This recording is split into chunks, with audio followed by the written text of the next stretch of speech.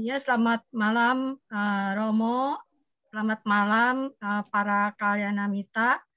Pada hari ini tanggal 4 April 2022 kita berjumpa kembali dalam kelas Abhidhamma. Semoga kita dalam keadaan selalu sehat.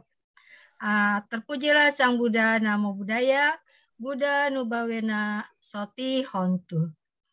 Sebelum kita memasuki bab 3 pelajaran ke-20 pertemuan ke-23, marilah kita membahas sebentar ke pertemuan minggu lalu, yaitu pertemuan yang ke-22 yang mana Romo telah membahas mengenai pintu.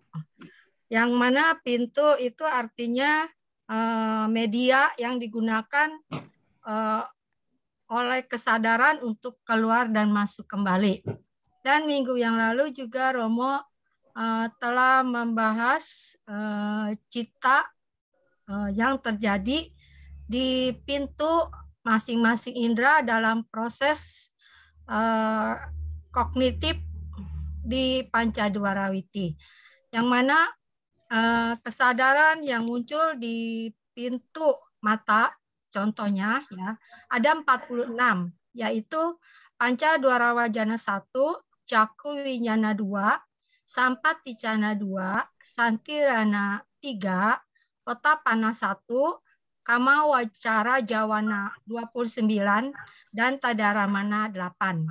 Demikian jumlah cita yang terjadi di pintu telinga, hidung, lidah, dan tubuh. Masing-masing juga ada 46 cita.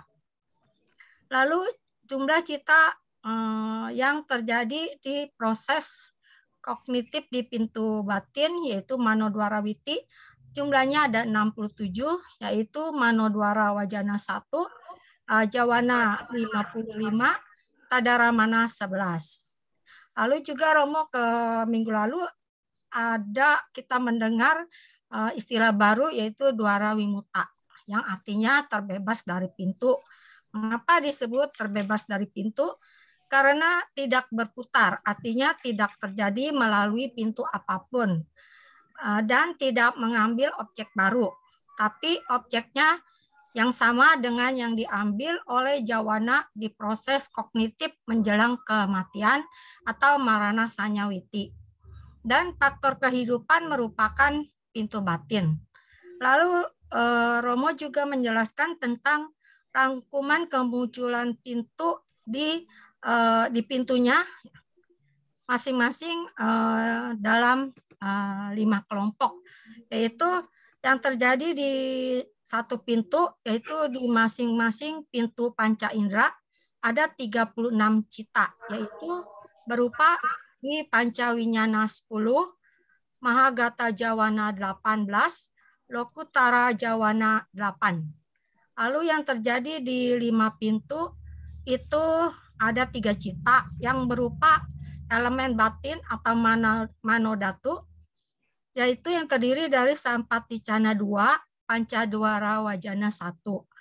Lalu yang terjadi di 6 pintu itu ada 31 cita, yaitu Somanasa Santirana 1, Otapana 1, dan Kama Wacara Jawana 29. Lalu yang terbebas dari pintu menurut Acarya Anuruddha dibagi 2, yaitu yang terbebas dari pintu ada 10 berupa UPK Santirana 2 dan 8 Mahawipaka. Disebut terbebas dari pintu tapi bisa melakukan fungsi lain. Lalu yang 9 istilahnya selalu terbebas dari pintu, yaitu berupa Mahagata Wipaka 9. Nah, ini dibandingkan dengan yang 10, yang UPK Santirana 2 dan 8 Mahawipaka 2, yang Mahagata 9 ini tidak bisa melakukan fungsi lain, sedangkan yang 10 itu bisa melakukan fungsi lain. Kemudian menurut yang di buku Pak Pandit Kaharudin, pembagian cetasika menurut Dwara.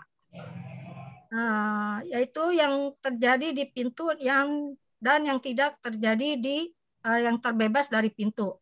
Yang terjadi di pintu, yang terjadi di satu pintu, yaitu yang pasti ekanta, yaitu apamana cetasika 2, yaitu berupa karuna dan mudita. Lalu yang anekanta, yang tidak pasti, itu ada 50 cetasika.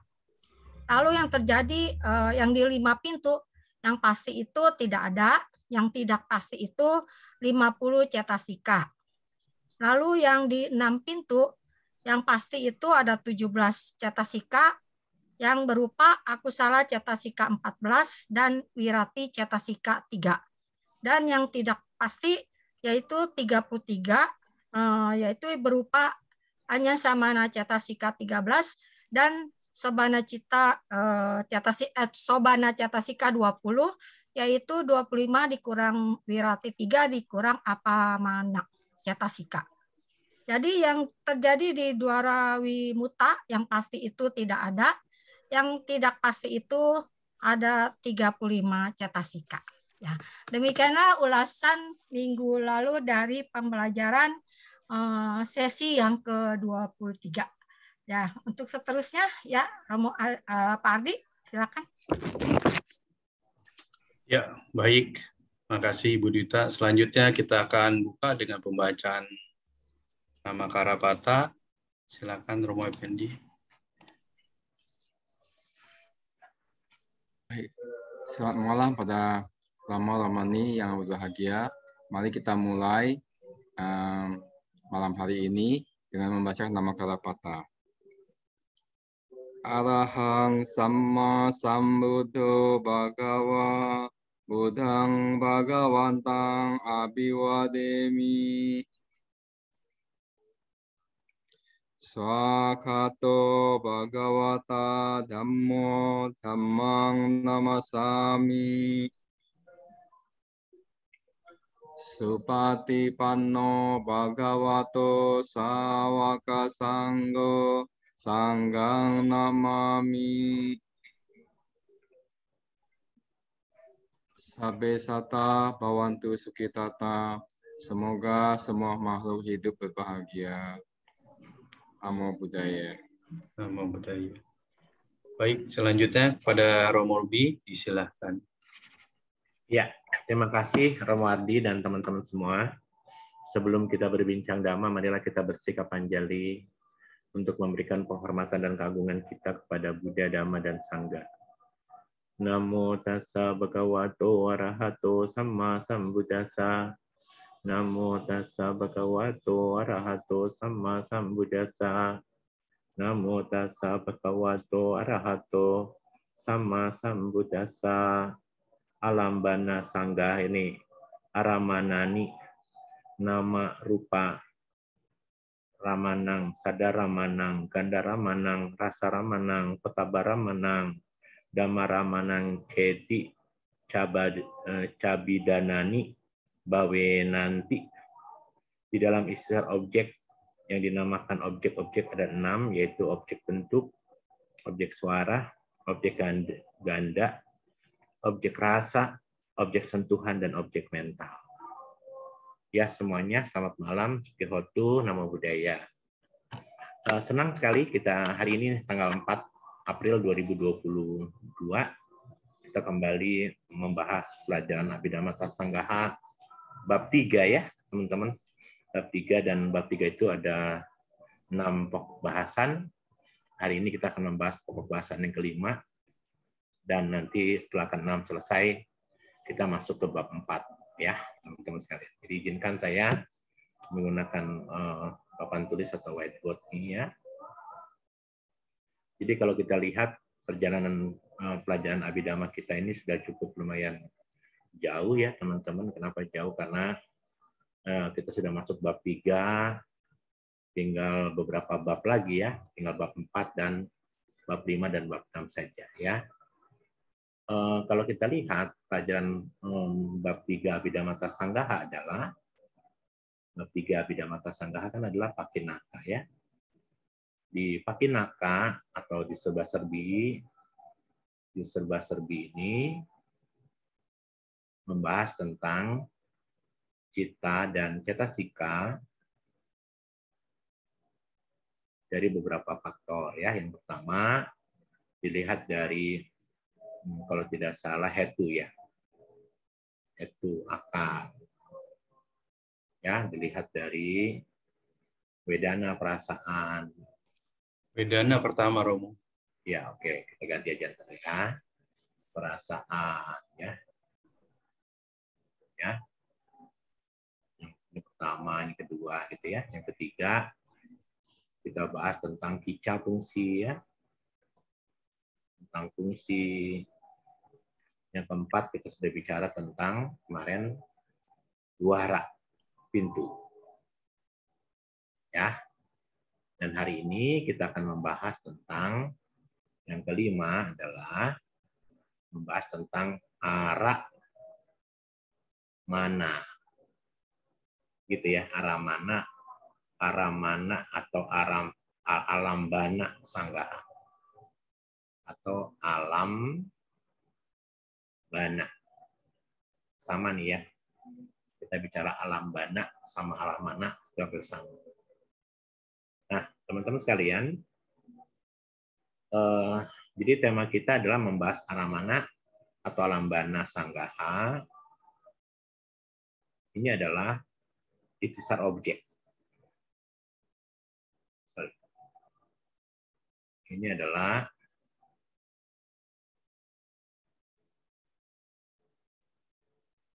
objek ya.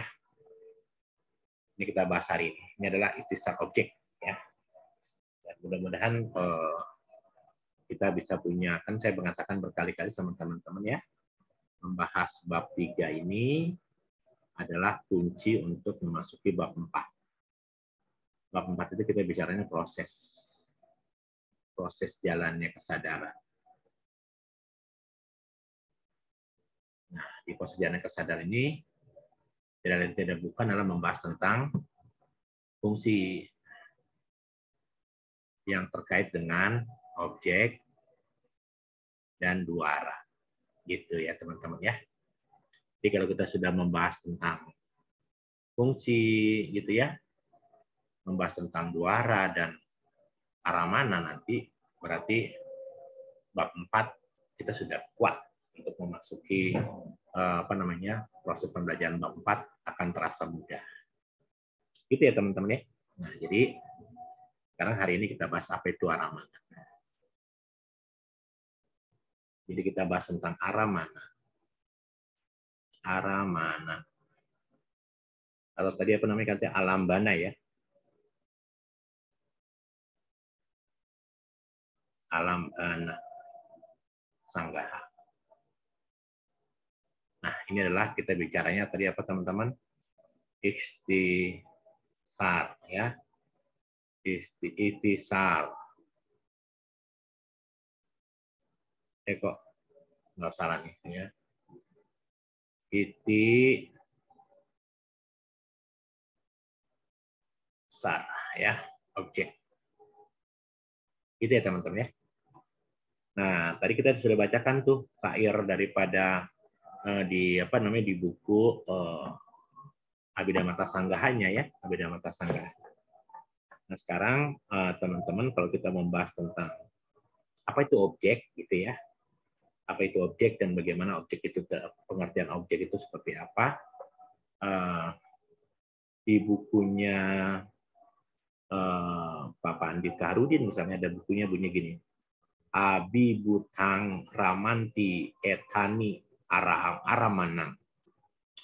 Itu bahasa Pali artinya semua cita dan cetasika yang senang dalam keadaan ini, maka keadaan itu disebut aramana.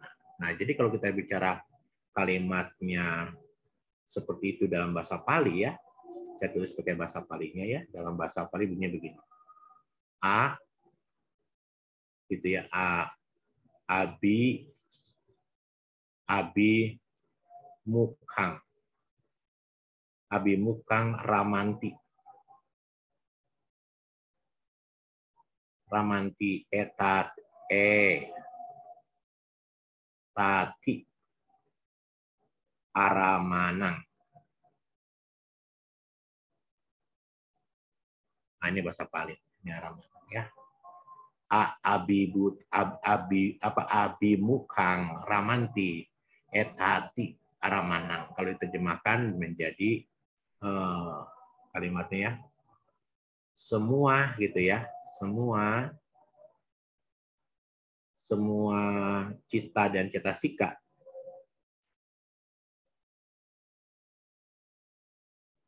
gitu ya, semua cita dan cetasika yang senang dalam keadaan itu dalam keadaan itu. Kalimatnya begitu. Maka disebut aramana atau objek. Maka disebut sebagai aramana. Ya, atau aramana. Disebut aramana atau aramana sangga. Ya. Nah, jadi dari pengertian ini, kalau gitu teman-teman, aramana bisa saja berarti apa? Kebun, ya. Kebun. Kalau kita bicara kebun, kalau teman-teman pergi ke kebun, pasti banyak apa? Banyak bunga. Gitu ya teman-teman, ya banyak bunga kan?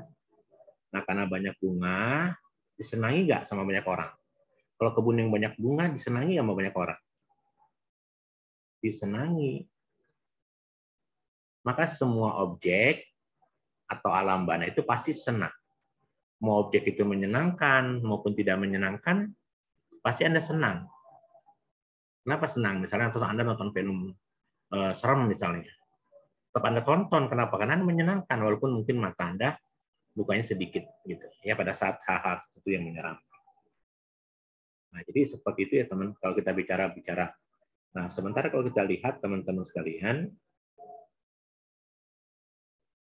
kalau kita berbicara tentang objek, maka objek ini pasti tidak lepas dari yang namanya pintu kan? Kita pernah belajar kemarin di pintu gitu ya. Ini saya pakai merah supaya hapus. Tahu kan kita pernah bicara pintu atau duara kan? Duara atau pintu ini kan, kalau pintu ini kan adalah ada 6 kan, ada pintu mata kan? Pintu mata nih contoh. Sampel ya, contoh. Pintu mata baru bisa menghasilkan kesadaran mata. Harus ada apanya? Harus ada objeknya. Objeknya tentu namanya aramana. Nah, objeknya mata adalah rupa, materi, atau warna. Nanti kenapa kok disebut warna? Ya, apa? Warna.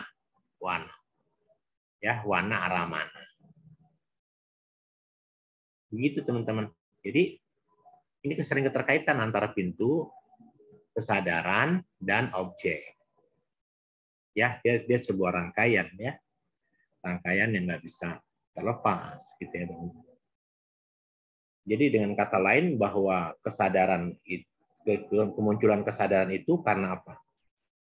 Efek benturan dengan otomatis kalau kita bicara kesadaran ya berarti ya.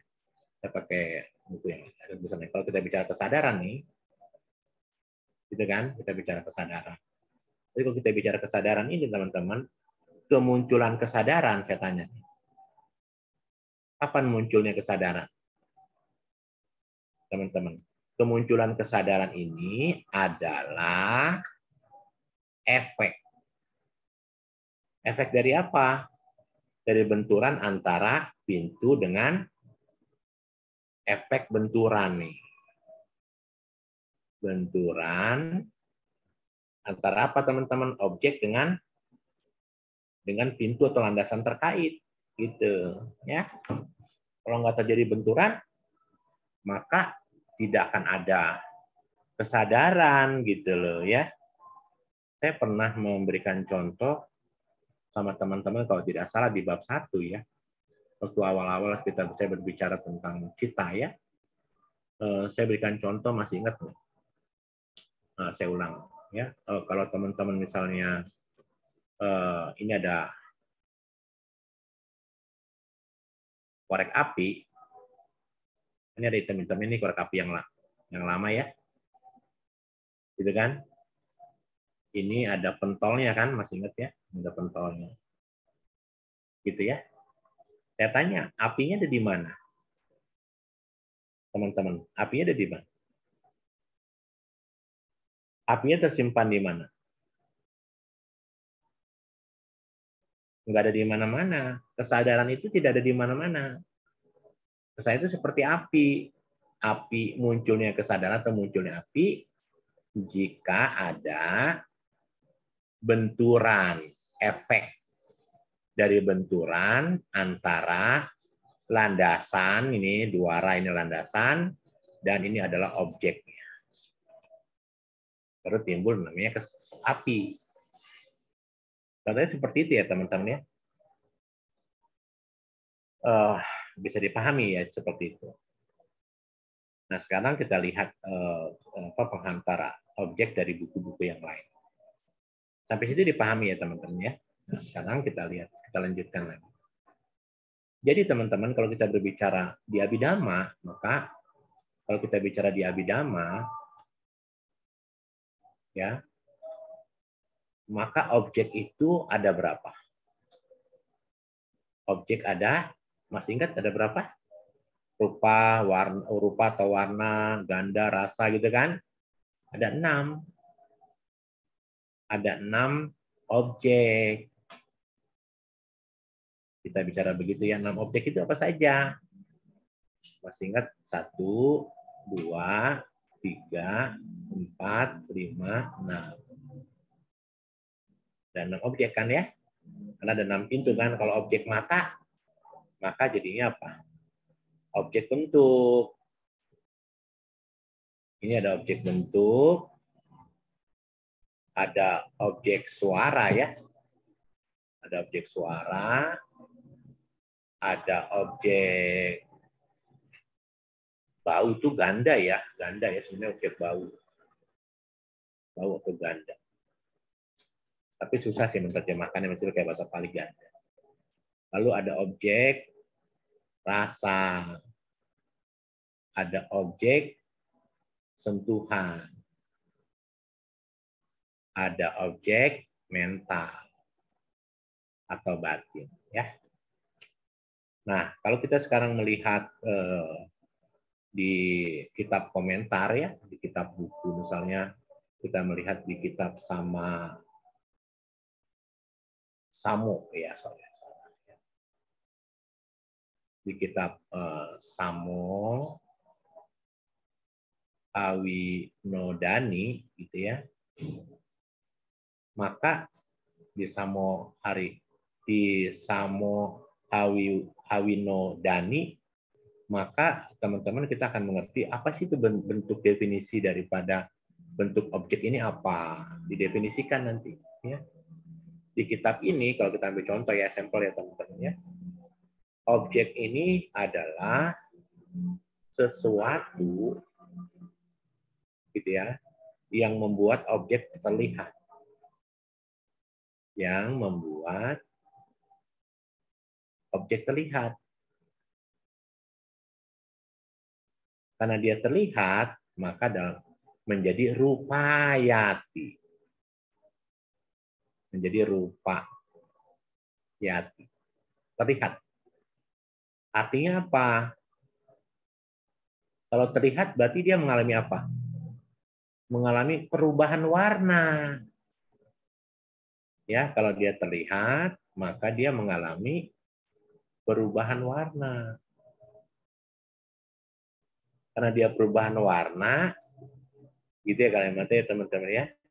Karena dari perubahan warna, maka kondisi objek bentuk, warna, maka kondisi objek bentuk, gitu ya, objek bentuk mengalami perubahan warna. Mengalami perubahan warna. Karena dia mengalami perubahan warna, maka dengan kata lain, gitu ya, maka dengan kata lain, kalau kita berbicara objek bentuk itu sesungguhnya adalah apa, teman-teman? Adalah perubahan warna itu, karena sebagai perubahan warna itu sendiri. Jadi kalau kita bicara ini, kalau teman-teman nanti nonton film itu, kalau Anda lihat tangkap lagi, itu kan hanya perubahan.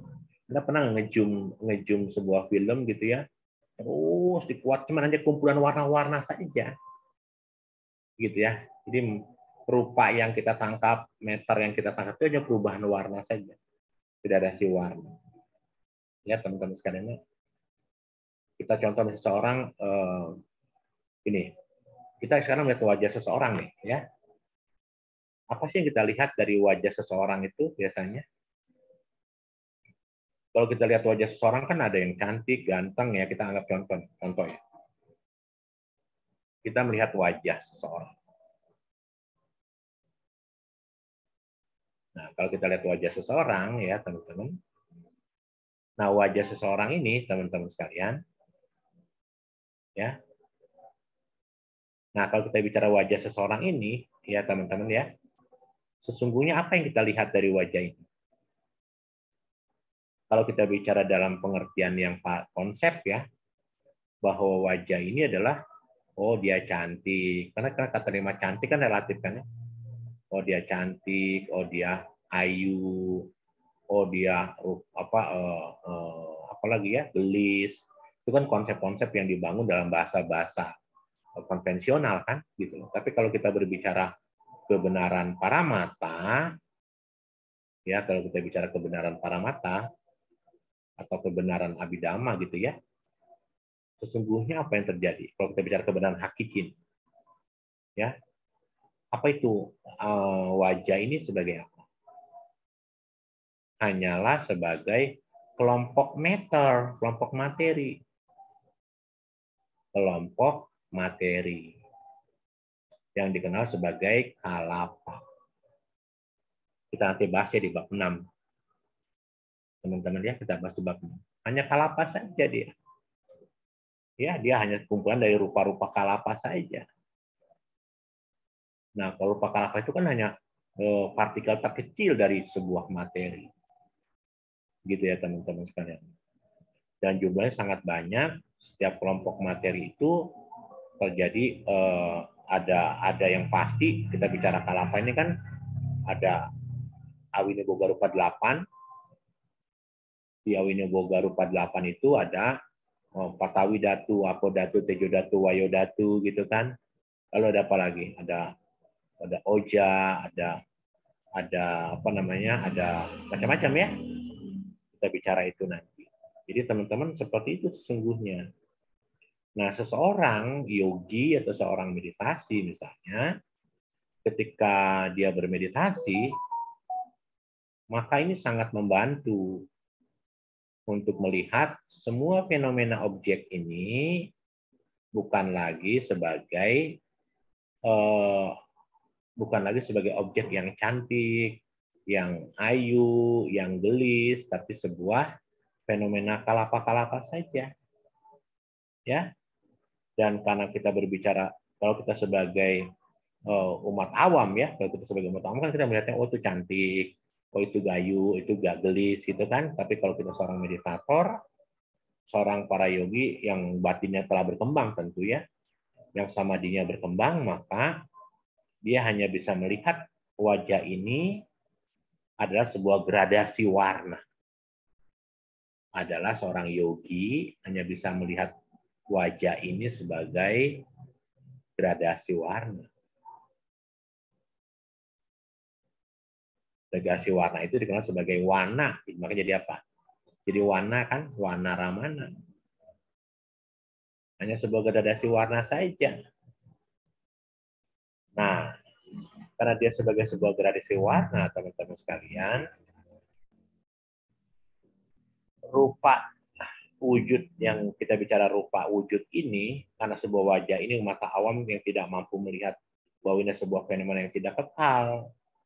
Kita melihat cantik istri kita, cantik pacar kita, cantik orang yang kita sayangi itu, kita maunya tidak berubah. Kenapa tidak berubah? Karena kita melihatnya dia sebagai diri yang kekal.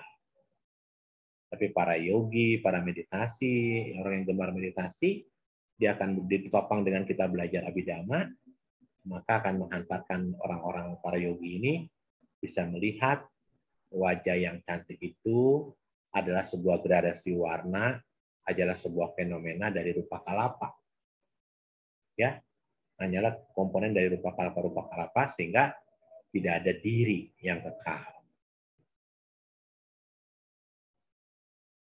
Karena tidak ada diri yang kekal, apa yang terjadi akhirnya? Dia bisa melihat fenomena kehidupan. Dia bisa melihat fenomena kehidupan. Ya, yang tugas kita belajar Abhidhamma kan bisa melihat fenomena kehidupan. Nah, tapi memang fenomena kehidupan ini didapat tidak hanya dari Sutta Mayapanya, tapi juga Cinta Mayapanya dan Bhavana Mayapanya. Harus dari hasil perenungan, dari hasil meditasi, gitu ya, supaya Anda pernah dengar cerita Pangeran Nanda kalau tidak salah ya? Atau siapa itu ya? Cerita tentang dia berdandan cantik, lalu Buddha mengubah seolah-olah wanita ini bisa melihat ada wanita yang lebih cantik. Siapa itu sih? Saya lupa namanya itu. Muridnya siapa yang kemudian jadi murid Sang Buddha. Dia berdandan cantik sekali supaya suaminya bisa tertarik kembali untuk lepas jubah. Tapi Sang Buddha tahu, Sang Buddha lalu menggunakan kekuatan idihnya, wanita yang di depan itu bisa diciptakan wanita yang lebih cantik lagi, lalu menua sebagai sebuah proses fenomena itu teman-teman sekalian. Ya. Dan fenomena itu tentu fenomena kehidupan itu apa sih bisa melihat fenomena? Tentu bisa melihat fenomena yang namanya upada, muncul, siti berlangsung, dan bangga lenyap. Gitu kan teman-teman? Kalau sudah bisa melihat ini teman-teman, waduh, teman-teman secara kita sudah di line di jalan kesucian. Jadi itulah fungsi kita, bagaimana kita punya fungsi untuk bisa melihat objek ini, gitu ya, melihat objek ini sebagai sebuah benturan saja. Benturan dari mana? Benturan yang munculnya pertama kali dari kesadaran. Benturan antara objek pengertian, antara landasan atau duara ataupun pasada dengan objek, gitu ya teman-teman ya. Nah, jadi teman-teman sekalian, tadi saya mengatakan sama teman-teman sekalian bahwa untuk bisa melihat upada titi bangga, prosesnya panjang. Dengan cara apa? Kita belajar Dhamma, Pariyati. Ya, bayangkan ya, Pariyati Dhamma kita ini udah hampir berapa tahun, Romo Ardi? Dari tahun Maret 2018, Romo, sudah 4 tahun. Wow, ya, udah 4 tahun ya kita ya. Luar biasa nih. Kita belajar Dhamma ya, tanpa pernah lelah ya. Tapi inilah yang kita bawa mati kan. Inilah yang 4 tahun kita selama berjalan inilah yang membuat Dhamma tetap lestari gitu kan. Karena kita fokus mengajarkan Abhidhamma secara presisi. Walaupun kita tahulah di penghujung jalan kita mengalami proses kelapukan, ketidakkekalan ya. Teman-teman kita juga banyak yang berguguran kan begitu ya Romo. Ya. Nah, maka dari itu teman-teman sekalian, setelah kita belajar Pariyati Dhamma, maka kita akan belajar yang namanya penembusan pati-pati. Gitu, pati-pati Dhamma. Ya. Nah, kalau kita bicara pati-pati Dhamma nanti praktek ya pati-pati ya. Praktek dan siapa tahu akhirnya kita bisa mencapai pati Weda. Romo. Iya, silakan Romo. Romo, saya potong sebentar. Boleh, Romo. ya, Romo, silakan Romo. Romo, jadi kita ini kan masih putu jana nih Romo. Jadi masih mata kita masih bisa dibohongin moha kita ya Romo ya. Melihat cantik, apa yang indah, bagus. Jadi gimana itu ya Romo ya? Karena belum bisa kita Romo untuk melihat melihat yang kalapa-kalapa yang para mata itu belum bisa lihat begitu Romo. Jadi gimana cara kesadaran kita tuh supaya bahwa ini tuh gimana maksud saya tuh supaya bisa disadarin kita tuh begitu sadar bahwa ini tuh sebenarnya tuh nggak kekal pun gimana ngomongnya Romo ya. Ngerti maksud saya Romo ya? Iya, ngerti. Jadi gini Romo, begini, yang pertama Romo harus tahu bahwa kalau kita belajar di Kama Tanah ya di bab 9 sebenarnya Romo, kenapa para yogi diminta untuk bisa melihat kehidupan sebelumnya setelah kehidupan saat ini. Karena kalau kita tahu setelah kita bisa melihat kehidupan kita sebelumnya, kita jadi serem Romo. Jadi apa bukan serem ya kalimatnya. Jadi berusaha untuk terus mengembangkan perbuatan baik, karena kita tahu kita pernah jadi apa, pernah jadi alam penderitaan yang lahirnya tanpa kebahagiaan, itu menyeramkan sekali Romo. Hanya gara-gara berbuat keburukan sedikit. Jadi supaya sila kita jadi bersih. Nanti itu kan kalau kita bisa melihat kehidupan itu yang lalu, itu kan kekuatan supranatural yang dihasilkan dari samatha kan Romo. Nah, kalau kita bisa melihat tadi pertanyaan Romo, bagaimana kita bisa melihat kalapa tadi, butiran debu yang, kalau saya katakan butiran debu dari sebuah fenomena gitu ya, yang partikel. Kalau atom itu kan skala kecil Romo. Atom itu skala kecil dengan nano. Nano skala kecil dengan apa? Dengan awineboga rupa 8 saja. Kalau kita bisa melihat tubuh hanya sebagai kalapa, kita sudah enlightenment, kesucian. Karena nanti Romo akan mengerti ending kesucian itu diraih ketika Romo bisa melihat tubuh ini sebagai kalapa saja. Kalau sekarang saya tidak bisa melihat tubuh ini sebagai kalapa, ya karena mungkin kilesa kita begitu banyak, asawa kita begitu banyak, sehingga kita masih tertarik dengan wanita cantik, tertarik dengan lawan jenis yang menarik, yang rupawan, yang molek, yang jelita. Nah, kalau kita lihat di misalnya kita bicara di perenungan di Satipatthana Sutta misalnya Romo, ataupun di Mahasatipatthana Sutta, kita lihat gini ya Romo ya, saya pakai ini. Kita kan nggak bisa melihat tubuh ini sebagai kalapa, betul kan Romo? Partikel terkecil ya, kecil banget. Iya. Ini adalah partikel kecil dari rupa, partikel kecil, terkecil dari rupa, dari materi. Nah, atom kecil, nano lebih kecil. Ini lebih dari itu ya, partikel terkecil rupa. Untuk bisa melihat kalapa tubuh sebagai kalapa, ya harus penembusan yang namanya vipassana. Karena vipassana itu bisa melihat meter materi ini sebagai kumpulan dari kalapa saja. Tapi nanti Romo, kalau kita misalnya rujukan kita di sutta itu namanya ada Satipatthana. Satipatthana Sutta itu adanya di Digha Nikaya, atau Mahasatipatthana Sutta adanya di Majjhima ya. Kita bisa melihat Romo bahwa untuk bisa menembus ini Romo, yaitu yang kan dijelaskan ini sebenarnya apa yang bersama dengan Abhidhamma ya. Misalnya kita bicara Kayanupassana ya, Kayanupassana. Perenungan terhadap tubuh ini kan bicaranya kan rupa, meter. Rupa. Lalu kita bicara namanya Wedananupassana ya. Yang kedua adalah Wedananupassana.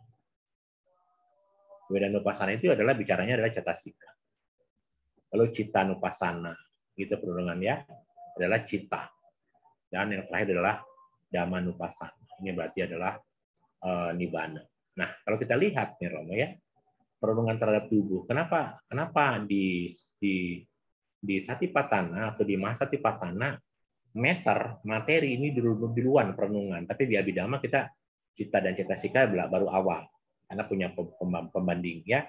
Kalau cita dan cetasika di awal karena tadi kita bicaranya Abhidhamma ini adalah pelajaran yang tinggi dalam hal penyampaian.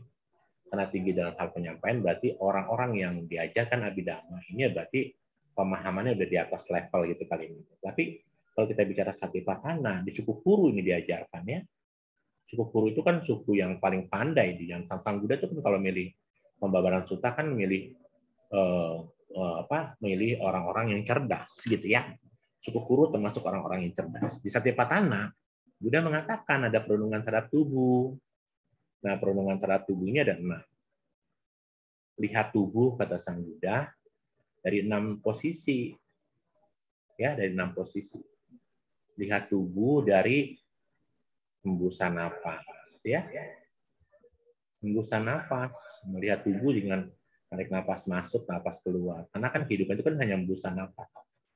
Saya berkali-kali mengatakan bahwa kehidupan itu hanya hembusan napas. Hembusan napas masuk dan hembusan napas keluar. Kalau Romo menghembus napas masih sadar, tapi menarik napas yang nggak sadar, berarti kita mengalami cuti. Sebaliknya, menarik napas sadar tapi menghembuskannya tidak sadar, berarti kita cuti juga, gitu ya. Bisa menarik napas, makanya ada namanya, apakah ini namanya anapanasati? Sebenarnya sih kayak nupasana.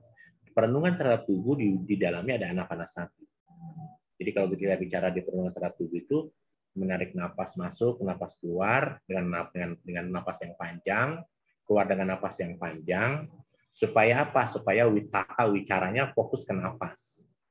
Kan kalau panjang kan kita tarik napas panjang kan, keluar napas panjang kan witaka kita kan, wicara kita kan fokus ke napas kan, gitu loh. Tapi nanti lama kelamaan napas yang tadinya kita atur, tinggal kita amati saja, jangan kita atur lagi. Di dalam Kaya Nupasana dijelaskan awal-awal kita meditasi anapanasati itu adalah menghembuskan napas panjang, keluar napas panjang, hembus napas panjang, keluar napas panjang, memperhatikan batang tubuh, batang napas, tubuh napas kayak gitu. Nanti lama kelamaan baru napas itu seperti biasa direlekkan saja, tinggal kita mengamati, bukan kita mengatur. Nanti kita bicara Satipatthana ya. Nah, next saja. Nah, kalau hembusan napas ini tidak mencerahkan kita bahwa tubuh ini hanyalah kumpulan dari Buddha menjelaskan tubuhnya hanya 4 mahabhuta, ya. 4 mahabhuta saja, 4 mahabhuta. Patawidatu, apodatu, tejodatu, wayodatu. Kalau di bukunya Kaya Nupasana hanya bilangnya tubuh hanya 4 mahabhuta. Yang lain kan kalau kita bicara di Abhidhamma, Romo, tubuh ini kan dibagi 2 kan, mahabhuta 4 dan upadaya rupa 24. Upadaya itu apa? Upadaya itu kan adalah ditopang oleh mahabhuta 4. Kalau kita tidak bisa melihat tubuh sebagai mahabhuta, makanya kita dibutakan kan, Romo. Kita melihat tubuh kan sebagai sesuatu yang cantik, yang rupawan, yang jelita, yang begitu molek. Padahal tubuh ini kan kalau di Buddha hanya 4 mahabhuta saja. Patawidatu, apodatu, tejodatu, wayodatu. Kita akan bahas nanti di bab 6 ya, Romo. Jadi artinya, Romo, kalau kita tidak bisa melihat tubuh sebagai 4 mahabhuta, Anda jangan berbicara enlightenment dan bicara kecerahan. Ya kalau di Abhidhamma kan melihat kalapa-kalapa. Tapi melihat 4 mahabhuta juga sudah bisa jelas. Bahkan di bukunya di Ganikaya 33 kita pernah bahas sedikit ya, Romo ya. Oh, para biku, jika seorang biku tidak dapat melihat meter materi sebagai 4 elemen besar dan 4 turunannya, maka sangat tidak mungkin biku ini bisa mencapai kesucian. Apa tuh 4 turunannya? Ya tadi yang Awinyoboga Rupa 8. Mana sih itu Awinyoboga Rupa 8? Saya bocorin dikit tuh sebentar ya. Kalau kita lihat nanti di Awinyoboga Rupa 8, mana ya? Saya sudah buka belum ya? Oh belum ya. Saya belum buka ya. Taruh ya. Di awi ini buka rupa 8. Ini ya Romo ya, kita lihat di awi ini buka rupa 8. Ini Romo. Saya udah punya bab 6 ya. Ini orang yang bikinnya lagi sakit nih ya, kalau hebat banget ini. Korudi udah berbuat baik banyak. Ya, keinginan saya diwujudkan oleh Korudi nih. Saya maunya begini-begini, Korudi membacanya dengan baik. Nih, kalau kita bicara rupa kalapa ya, ini rupa kalapa. Bisa melihat tubuh sebagai kalapa. Ya, melihat tubuh sebagai kalapa. Nanti kita bahas itu. Ya. Melihat tubuh sebagai kalapa. Ya, melihat tubuh sebagai kalapa. Belum terlihat, Romo. Belum di-share. Oh, belum di-share. Oh. Sorry. Sorry ya. Belum terlihat ya, Romo ya. Oh, ini sudah kelihatan, Romo. Iya, sudah. Sudah ya? Ya. Lihat ya, Romo. Melihat tubuh sebagai kalapa. Sebagai kalapa saja, Romo. Ya. Tuh, kalapa, Romo. Ini melihat tubuh sebagai kalapa saja. Nanti kalapa. Nanti kita bahas, Romo, ada 21 kalapa menurut Abhidhamma Sanggaha dan ada 23 kalapa menurut Visuddhimagga. Kita akan bahas itu. Tapi nunggu bab 6 ya, Romo ya. Nunggu bab 6 dulu. Sabar ya, Romo. Nah, kalapa itu, ya Romo ya, kalau kita lihat kalapa itu, ini Romo, kalapa itu hanya ada 8 ya. 8 ya Romo, sebentar. Kalapa itu 8, nih kita lihat. Kalau kita bicara kalapa ya Romo ya. Kalau kita bicara kalapa, Romo, kalapa itu yang 8 itu yang pasti itu Romo ini. Romo. Patawi, Apo, Tejo, Wayo. Lalu ini adalah rupa ramana. Lalu ada bau nih apa? Bukan sada. Jadi ganda ramana. Lalu ada rasa ramana dan ada ahara. Ada ahara. Nah, jadi kalau kita berbicara itu, Romo, kalau seorang biku tidak dapat melihat dalam kitab Digha Nikaya 33 atau sutanya apa saya? Karena sudah lama nggak belajar sutan ya, mohon maaf. Tapi nanti tanggal 27-28 saya membedah suta di Meta Jember. Ya, kita lihat teman-teman. Jadi kalau kita bicara seorang biku tidak bisa melihat 4 mahabhuta dan 4 turunannya. Jadi 4 turunannya itu 4 mahabhuta kan Patawi, Apo, Tejo, Wayo. 4 turunannya adalah Wana Ramana, Ganda Ramana, Rasa Ramana, dan Oja.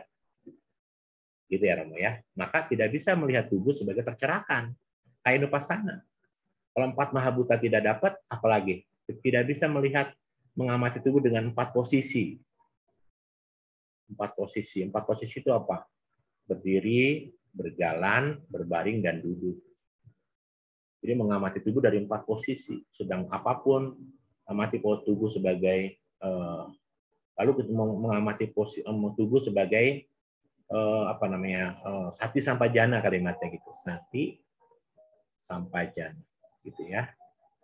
Saat itu perhatian sampajana itu hidup dengan penuh perhatian aja sati sampajana, setiap aktivitas dia perhatikan dengan baik, gitu ya. Lalu melihat tubuh sebagai hembusan napas, 4 posisi, 32 kotoran. Di para yogi bilangnya 31. Tidak termasuk otak ya. Tapi di sini 32 kotoran. Dan kalau kita sering ikut Pak Baja Samanera kan, Pak Jaya kita selalu bilang kesa, loma, nata, danta, taco, kesa rambut, itu kan gigi, kuku, kulit. Semua 32 semua tubuh kita itu hanya 32 lubang kotoran saja. Ya, nggak ada yang bisa kita banggakan dari hal itu. Dan terakhir melihat tubuh sebagai 9 asuba. Kalau di Samatha Bhawana, di bukunya kita bicara di Kamatana ya, bukunya Visuddhimagga ya, Buddha Gosa, ada 10 asuba. Tapi kalau di Kaya Nupasana ada 9 tengkorak, tubuh itu sebagai 9 tengkorak.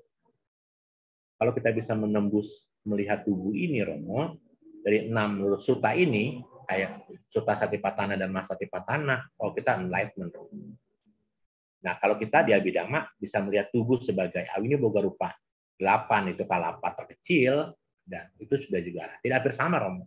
Sebenarnya hampir sama ya, Romo ya, hampir sama. Tapi Buddha kan menjelaskan ini di Sukukuru dengan Satipatananya. Tapi di Abhidhamma dengan cara belajar rupa matahari, meter. Nanti Romo jelasin itu kita akan di bab 6 lebih detail lagi. Tapi gimana caranya supaya bisa melihat sebagai 4 kalapa tadi? Ya, pertama satu, kita harus punya panya, wisdom. Panya itu akan membantu kita untuk terus berlatih. Punya sila yang baik ya Romo, karena sila yang baik itu akan mengkondisikan kita untuk bisa menopang meditasi. Kalau kita tidak punya sila, jangan sepelekan Romo pelanggaran sila. Karena sekali lagi kita melakukan pelanggaran sila, sila kita tidak baik, susah kita belajar dengan baik. Ya. Jadi memang step-nya punya sila yang baik. Sila yang baik itu selalu dimurnikan setiap kali ketemu sama para biku, apalagi para biku yang punya moralitas yang baik, supaya kita itu punya benteng. Benteng kita cuma sila, Romo. Kalau kita tidak punya sila yang baik, benteng kita akan goyah, Romo. Benteng kita kalau sudah kuat, sila kita sudah baik, kita mengembangkan meditasinya mudah. Dan kalau kita sudah bisa mengembangkan meditasi, siapa tahu kita punya kama baik, ketemu guru-guru meditasi yang bagus, sehingga batin kita bisa terus berkembang. Kalau batin kita sudah berkembang, kita bisa menguasai samatha dan vipassana, baru bisa melihat apa itu kalapa. Tapi jelas, makanya Sang Buddha mengatakan di dalam Satipatthana atau Mahasatipatthana, para biku kalau mereka mengembangkan Satipatthana atau Mahasatipatthana, maka 7 hari arahat mencapai kesucian. Kalau 7 hari tidak arahat, 7 minggu pasti arahat. Kalau tidak 7 minggu, 7 bulan. Kalau 7 bulan, 7 tahun. Udah kasih 7. Bayangin mengembangkan Satipatthana 7 hari pasti arahat. Ya. Begitu Romo Effendi dulu ya. Sekedar tambahan. Semoga ini membawa manfaat. Terima kasih Romo. Kita lanjut ya. Apa kita lanjut? Kita lanjut ya teman-teman ya. Oke, ya, baik Romo. Baik Romo. Lanjut ya. Nah, selanjutnya itu tadi kita bicara apa tadi? Kita bicara terkait dengan aramana objek ya. Objek ada 6 kan? Aramana. Aramana itu kalau di bukunya kita nih, di bukunya kita pernah bikin ya teman-teman ya. Aramana itu artinya adalah yang menyenangkan tadi kalimatnya. Karena ada kalimat tadi abimukang ramanti ethani aramana. Karena orang itu dia senang melihat taman, maka taman itu indah, maka karena taman itu indah, maka objek itu pasti menyenangkan. Menyenangkan. Ya, atau kalau arama itu menyenangkan, kalau alambana itu taman. Alambana itu taman. Kalau kita bicara taman itu indah. Kalau indah berarti apa? Menyenangkan juga. Objek itu indah, menyenangkan. Makanya teman-teman, nggak ada objek yang tidak indah. Ya, saya sering bilang begini kalau saya bicara dengan psikologi sama anak-anak anak-anak yang tidak percaya diri karena mungkin dia mengalami kalau saya dibully itu apa sih kalau bahasa sekarang istilahnya? Body shaming apa? Body shaming apa? Body shaming ya. Body shaming. Ya, dibully gitu ya. Saya katakan sama beberapa anak-anak ini, ingat ya, semua objek itu indah. Karena kita ini, rupa kita ini sebagai apa? Ini kan rupa kita nih. Rupa kita ini apa? Ini kita punya rupa kan? Kita punya objek, ini kan objek itu sebagai objek kan? Rupa itu kan sebagai objek kan? Ya, objek kita itu pasti indah. Ya. Makanya tidak ada cerita, orang punya style, orang punya gaya, orang punya selera. Ada yang orang selera dengan saya bicara body shaming gitu ya. Ada orang yang seleranya suka dengan tubuh yang gemuk, tubuh yang kurus, tubuh yang macam-macam. Karena tetap menyenangkan gitu loh, Rob. Ya. Jadi karena semua orang punya objek yang menyenangkan, jadi jangan pernah Anda terbuai oleh diskotomi bahwa kalau kurus, kalau putih, itu pasti objek yang menyenangkan. Tidak semuanya punya objek yang menyenangkan buat individu-individu tertentu gitu loh. Ya. Ini biar penting juga supaya nanti mereka punya kepercayaan diri gitu. Ya. Itu yang penting. Saya sering bilang ya, kalau mau cari malah yang gemuk ya, kalau yang gemuk dia sama makanannya sayang, apalagi sama pasangannya ya. Membela diri gitu ya, teman-teman. Nah, gitu ya. Nah, jadi nanti teman-teman kalau kita nanti bicara objek gitu ya, saya belum masuk. Tadi kan kita bicara objeknya kan ada 6 kan, ada objek apa? Ada objek penglihatan ya. Bentuk. Objek bentuk, sorry, objek bentuk. Nanti bagaimana dengan objek apa namanya suara misalnya gitu ya, ya. Kalau kita bicara objek suara dan segala macam, tentu kita bicaranya hampir sama lah ya. Secara karakteristik kita pernah belajar kemarin harus dalam jangkauan, butuh manasikara, dan yang paling penting adalah ada perantaranya kan. Kalau dia bau, kalau dia objek bau misalnya, ya harus ada angin gitu ya. Kalau dia apa namanya? Kalau kita bicara objek apa namanya objek suara ya butuh udara, yang lain gitu ya teman-teman sekalian ya. Nah nanti teman-teman seperti itu ya kalau kita bicara. Nah sekarang kita bicara objek nih ya teman-teman ya.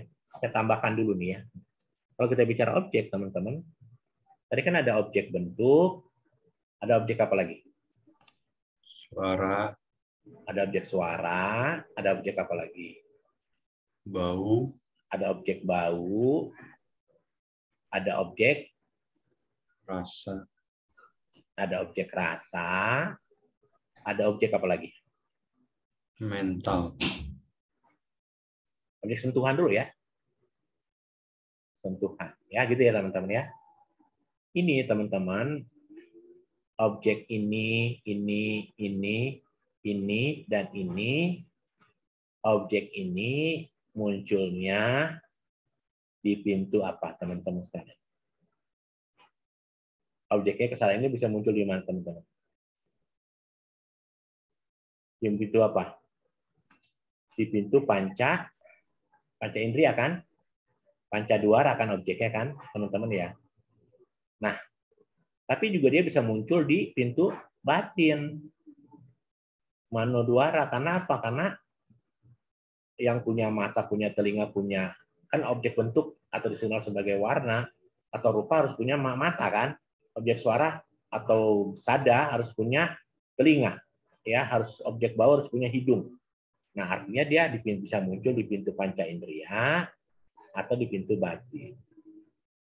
Sekarang saya tanya, siapa makhluk yang punya pintu panca indera dan punya pintu batin? Makhluk apa saja kira-kira? Teman-teman sekalian, makhluk apa saja? Nah, objek pintu batin ini nih ya, objek pintu batin ini. Yang terakhir adalah objek mental, gitu kan? Nah, siapa yang punya makhluk di alam mana yang punya pintu pancadwara dan manodwara? Teman-teman sekalian. Pancawakara. Di Pancawakara. Makhluk yang ada di mana? Manusia mau. Makhluk yang kesadarannya di kama wacara. Kama wacara kita 54. Siapa yang biasanya punya kesadaran kama wacara 54? 4. Kama bumi 11. Alam apa ya? Yaitu apa saja? Neraka, binatang, peta, dan asura. Lalu 1 alam manusia, 6 alam dewa kan? Gitu ya teman-teman ya. Jadi teman-teman kalau kita bicara 4 alam apa ya, 1 alam manusia, 6 alam dewa, dia pintunya ada 6, pintu pancadwara. Dia menggunakan pintunya apa teman-teman? Pancadwara dan manodwara. Karena pintunya Pancadwara dan Manodwara, maka objeknya ada 6. Ada objek bentuk, ada objek suara, ada objek bau, ada objek rasa, ada objek sentuhan, dan ada objek mental. Pahami sampai situ, teman-teman? Romo? Dipahami ya? Nanti ini akan berpengaruh, teman-teman sekalian. Kalau kita nanti belajar di bab 4 ya, kita belajar di bab 4 ya tentang proses witi. Witi itu adalah proses witi cita. Nanti ada witi cita. Kita nanti juga belajar di bab 6 rupa witi. Ya, ini belum saya ajarkan waktu offline. Nanti saya ajarkan pada saat online saja ya. Yang paling susah kan adalah ini, cita witi dan rupa witi. Ya, ini rupa witi kan kita bahas di bab 4 juga boleh lah ya nanti, atau di bab 6 bagusnya. Ya, di bab 4 juga oke, nggak apa-apa ya. Nah, kita lihat ya teman-teman, kalau kita bicara ini sebenarnya lebih pantasnya di bab 6 karena terkait dengan, karena kita bicara rupa witi kan terkait rupa kan dipengaruhi oleh yang namanya kama, cita, utu, dan ahara.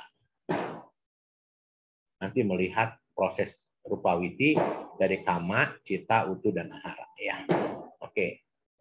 Ini kita skip lah ya, kita skip dulu ya. Kita bicara cita witi ya, kita bicara cita witi. Cita witi itu proses jalannya kesadaran. Di proses jalannya kesadaran itu sangat tergantung sama arah mana objek. Kenapa sangat tergantung sama objek? Karena nanti di proses witi kita akan bicara tentang kana, kita bicara tentang witi, kita nanti bicara satu lagi citakana, witi, sama saya lupa ya pemahamannya ya, nanti kita lihat. Ini beda nih ya, beda akan berbeda. Kita nanti belajar bahwa ketika kita bicara objek ya teman-teman ya, kalau kita bicara objek teman-teman, maka objek ini tentu ada objek, karena cita dibagi berapa? Cita dibagi berapa? Berapa keluarga cita? Dibagi berapa keluarga besar cita? Cita itu kan dibagi 3 keluarga besar kan, yaitu keluarga apa? Keluarga kama wacara, keluarga apa? Rupa wacara, Mahagata, dan lokutara. Gitu kan? Untuk keluarga Mahagata dan lokutara, mereka pintunya hanya satu, yaitu Manodwara. Pintunya cuma satu, tapi untuk keluarga kama wacara pintunya 2, yaitu Pancadwara dan Manodwara.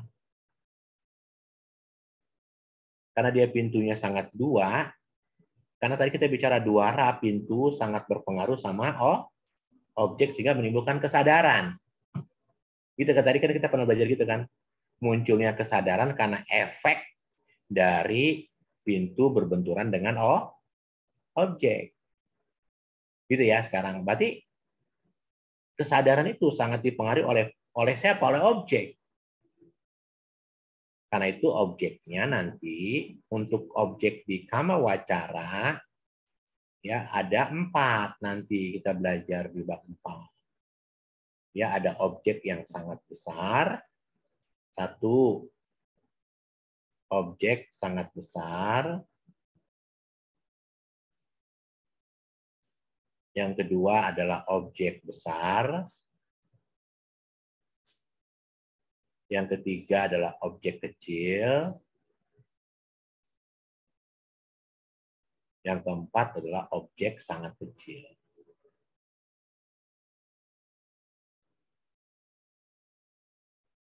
Gitu. Nah, objek yang sangat besar itu pakai bahasa Pali. Kamera. Jadi, ini kan arah mana? Jadi nanti adalah Ati mahanta ramana. Maha besar. Mahanta ramana. Nah, kalau objek kan? Objek yang besar, mahanta ramana. Ya.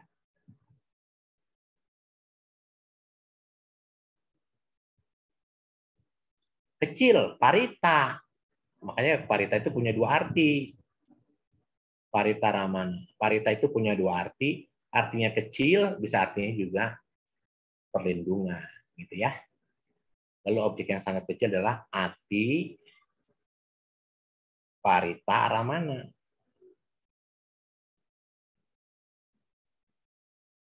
Tuh, gitu. Nanti kita belajar sampai di situ. Di bab 4 ya kita belajar, teman-teman ya. Nah, kalau kita belajar di bab 4 nanti akan berbicaranya tergantung objeknya. Karena proses kesadaran ini, tadi kita bicara yuk definisi yang paling harus diingat. Munculnya kesadaran apa? Yuk. Ini harus dihafal nih, penting nih kunci K-nya. Tadi apa? Muncul kesadaran karena apa? Efek dari benturan apa? Dua arah. Dengan objek. Gitu kan? Apa contohnya, saya kasih contoh apa? Korek api. Ya, ingat ya. Korek api ya, ingat ini. Karena ini nanti selalu begitu kalimat. Kalau ini dikuasai gampang. Nah, jadi karena kita bicara, jadi cita kan muncul nih. Munculnya kesadaran harus ada apanya? Harus ada prosesnya. Munculnya kesadaran harus ada prosesnya, Witi. Prosesnya itu dihasilkan dari tergantung objeknya. Apakah ati mahantara mana, atau mahantara mana, atau paritara mana, atau ati paritara mana. Sampai situ dipahami, teman-teman? Pahami ya? Karena kita nanti masuk ke objek ya. Objeknya sangat besar. Nanti kita belum bicara. Ini baru objek yang muncul dari nanti kalau ini objek panca indera nih. Nanti kalau kita bicara objeknya mano ya. Kita bicara objek mano ya, teman-teman ya. Nanti kalau kita bicara objek mano di kama wacara, ya objek mano di kama wacara nih di sini nih mano, cuman dibagi dua, wibuta dan awibuta.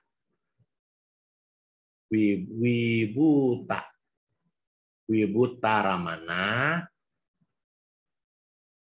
dan awibuta ramana. Awi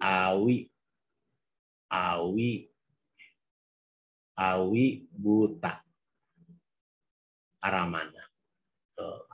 Objek yang terang dan tidak terang.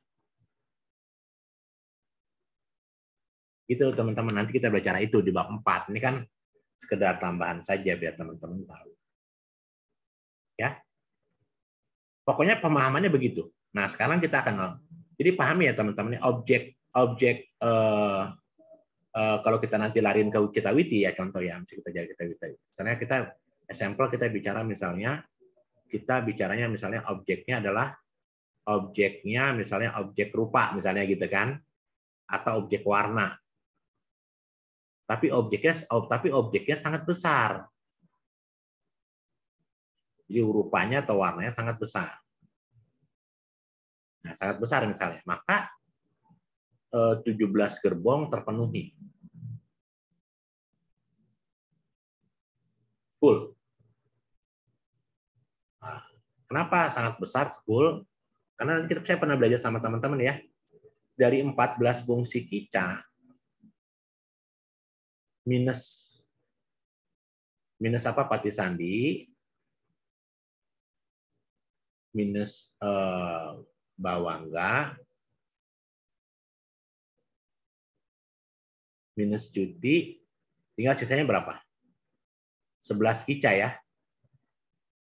Dari awajana sampai ke Tadaramana, ya gitu ya. Ini harus dihafalin, karena kalau nggak hafalin susah. Kita belajar kembali ke situ lagi, karena sekarang belajar Abhidhamma Sangga itu seperti kita main jigsaw puzzle gitu teman-teman ya. Nah, jadi 11 fungsi ini nanti dimasukkan ke dalam 17 gerbong ini. Full dia. Ya, full gitu. Tapi kalau yang nggak besar, yang besar saja, nggak full. Nah, nanti ketemu juga di Kediri bab 4, kita akan berbicara objek pancadwara, syaratnya harus hukum Citawiti namanya ya Romo, Pak Hendra ya, Pak RT.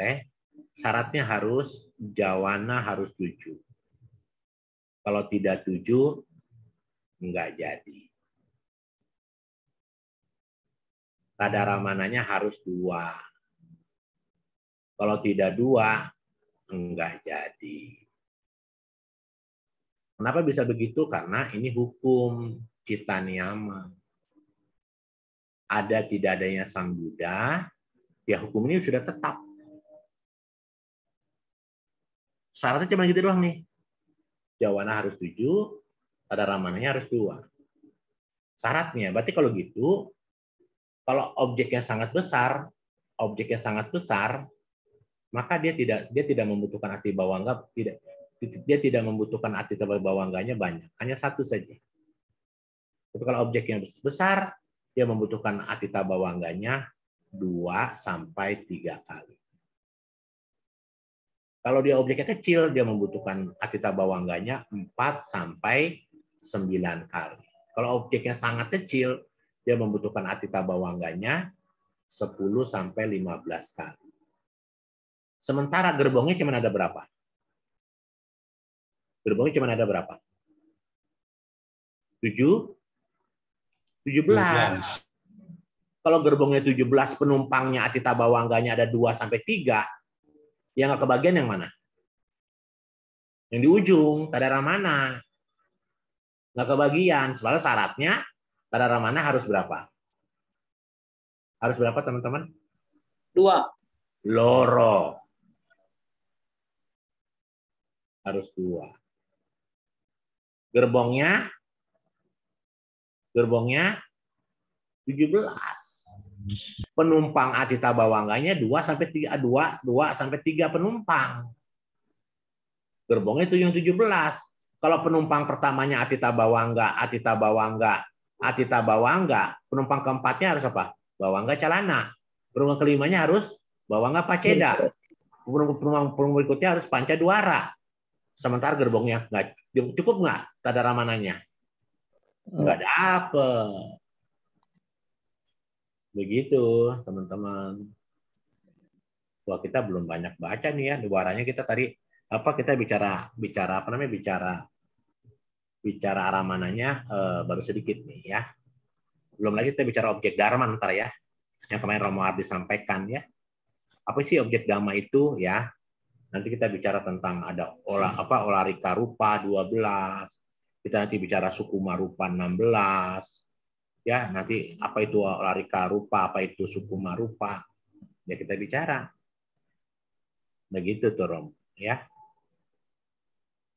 Objek dhamma.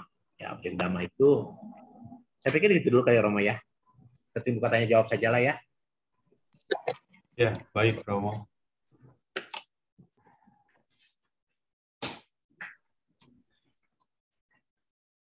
Ya, silakan Rama Ramani kalian yang minta.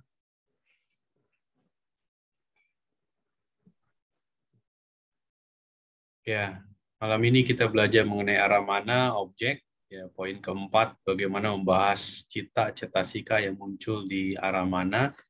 Sangat jelas tadi pembahasan dari Romo Ruby. Tadi kuncinya tadi disampaikan makna dari aramana adalah munculnya kesadaran karena efek dari bentukan duara dengan objek atau aramana. Contohnya adalah korek api. Jadi kalau kita ingat korek api, disitulah aramana kita harus ingat. Begitu Romo ya. Baik, silakan bagi yang mau bertanya. Rama-Ramani Kalenimita bisa langsung buka speakernya atau menuliskan di kolom chat. Ya, kami Kita persilakan. tambahkan dulu Romo sebelum bertanya. Ya sebentar, tunggu coba saya jawab dulu ya, Bu yang sebelum jawab. Sebelum siapa? Saya tambahkan itu takut lupa. Ingat ya kalau kita bicara nanti di kitab yang tadi saya sampaikan, kitab apa namanya? Kitab Samoha Wiwodani, itu kalimatnya begini. Yang namanya objek bentuk harus dapat dilihat. Dan kalau dapat dilihat berarti apa? Harus dalam jangkauan. Kalau tidak dalam jangkauan kan nggak dapat dilihat. Nanti objek suara harus dapat diapain? Didengar. Kalau objek yang dapat didengar itu berarti objek yang dalam jangkauan, gitu ya. Lalu objek suara tadi kan harus didengar. So, objek bau harus dapat diapain? Dicium. Kalau nggak dicium berarti kalau ada objek bau tapi nggak dicium itu bukan objek. Misalnya ada bau orang bakar jagung bakar di sana, tapi nggak tercium oleh saya, itu bukan objek saya ya. Atau misalnya rasa tidak dapat dirasakan, ya. Misalnya contoh ada orang misalnya makan cabai kepedesan gitu ya. Anda hanya menggunakan objek manodwara karena pernah tersimpan di masa lalu. Anda juga pernah makan cabai yang cabai yang pedas, pasti perasa pedas seperti apa Anda bisa mengambil objek itu dengan mudah. Tapi objeknya kan bukan objek dari pintu jiwa, tapi dari pintu mano. Kalau objek yang dari pintu mano adalah objeknya dalam present moment dan dapat dirasakan pedasnya. Yang terakhir tentu kita bicara objek sentuhan, ya tentu dapat disentuh. Yang dapat disentuh apa? Patawi, tejo, dan wayu. Begitu ya, tambahannya takut lupa. Silakan Ibu Triana. Romo, kalau Romo bilang gitu, yang Pancadwara yang Caku itu mau contohnya kalau gunung tuh mau jauh gitu kan. Kalau dihitung jangkauan kan sudah berapa meter itu mau, tapi kalau dia gunungnya besar, tinggi walaupun jauh masih kelihatan ujungnya, itu gimana mau? Masuk objek yang dalam jangkauan enggak? Iya, tadi saya katakan mata gini, kalau kalimatnya begini ya Ramadi ya. Kalau nanti kita bicara objek mata kan kalimatnya harus dalam jangkauan. Nanti saya tanya sama Ramani, sama Ibu Sriana. Ibu Sriana nangkapnya dari pintu mata apa pintu persepsi nih? Ya, kalau Ramani bisa menangkap, saya bisa melihat gunung sana, Romo. Gunung itu bisa terlihat, kan kita tahu yang namanya gunung pasti ada kabut, pasti ada.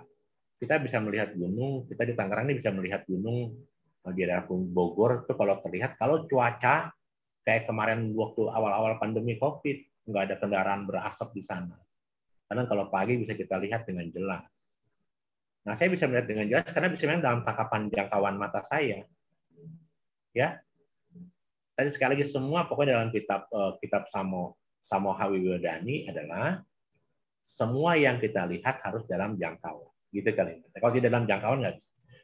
Kalau Ramani bisa melihat gunung itu sampai puncaknya dalam jangkauan karena punya landasan mata yang bagus, atau dengan alat bantu teleskop ataupun dengan alat bantu lain, itu tetap dalam jangkauan. Pakai alat bantu juga bisa ya Mo ya, termasuk dalam jangkauan ya Mo. Termasuk ini kacamata saya kan juga sebagai alat bantu.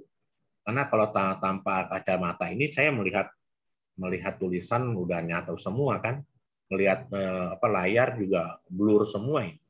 Tapi dengan alat bantu saya bisa melihat wajah. Romo Ardi yang ganteng, Ibu Sriana yang cantik, dan semuanya itu kan dengan mudah. Butuh alat bantu. Berarti tidak pakai ukuran berapa meter ya Mo, pokoknya sebatas mata itu sejauh bisa melihat ya Mo. Ya, karena nanti juga misalnya begini contoh. Kalau nanti kita bicara di bab 4 ya, terkait dengan objek arah mana, nanti ada objek sangat besar, kecil, sangat kecil. Kan ketika Ibu Sriana melihat saya kan, Ibu Sriana kan melihat ada pohon kelapa, ada ombak yang terus membuih gitu kan, ada berapa bukit di belakang saya. Saya tidak tahu Ibu Sriana melihat yang mana fokusnya. Ya, fokusnya kemana? Manasikara Ibu Sriana yang sangat besar itu yang mana? Apakah niurnya pohon lambayan pohon kelapanya atau bagaimana, itu semua tergantung manasikara. Oh, berarti pengaruh objek itu sangat besar itu manasikaranya ya Mo ya? Betul. Makanya kenapa itu juga mempengaruhi mempengaruhi winyana kita, kesadaran kita. Berarti kuncinya manasikaranya itu ya, Mo ya? Iya, manasikara perhatian. Kalau tidak ada perhatian, mata melihat tapi pikirannya kosong, tatapan matanya kosong, misalnya bisa aja kan seperti itu, Ibu. Berarti wajar Mo kalau lewat tuh kadang orang bilang kok lewat kok enggak nampak gitu ya, Mo ya? Karena dia enggak punya perhatian, Mo. Karena Ibu fokusnya sama orang lain, nggak fokus yang sama lewat. Tapi kalau sekarang saya duduk, saya fokus sama orang yang lewat, saya kelihatan nggak orang yang lewat? Ya. Kelihatan pasti. Gitu. Berarti itu jawabannya ya, Mo. Kadang orang suka marah, kok lewat kok dipanggil enggak nyambung gitu, Mo. Iya, misalnya orang kita tinggal di wihara, kita kumpul di wihara, terus ada orang pamit, yuk pulang Ibu gitu ya. Tadi pulang Romo, saya nggak dengar kan, suka ditewel sama temen ya, no, si itu mau pulang. Oh iya ya, kenapa? Karena mungkin perhatian kita nggak ada ya. Kita sedang memperhatikan orang lain. Karena pikiran kita hanya dapat mengambil satu objek dalam satu momen, nggak bisa banyak objek kan.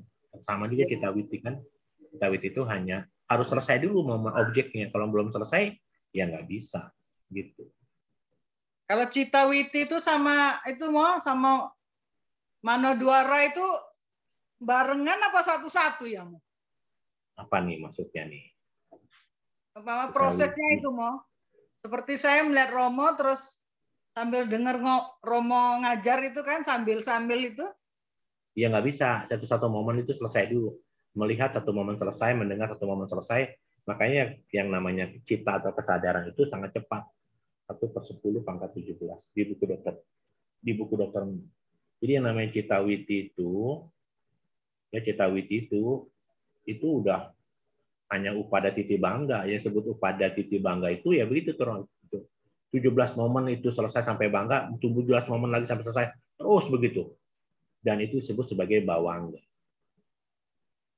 Apa itu bawangga? Atau di Dharma nanti jadi pawati. Apa itu bawangga? Proses kehidupan.